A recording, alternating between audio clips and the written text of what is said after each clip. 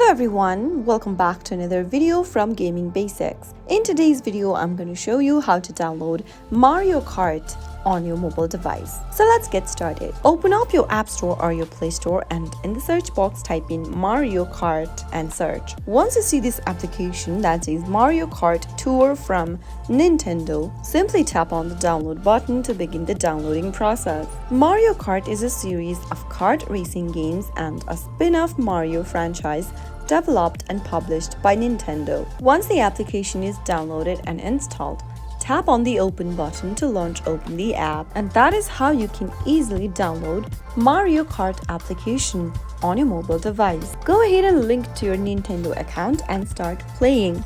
That is how it is done. If you found the video to be helpful, go ahead and give us a thumbs up. Don't forget to subscribe to the channel by hitting the subscribe button. Also press the bell icon so that you'll never miss another upcoming upload from us. I'll see you again in the next video. Goodbye till then.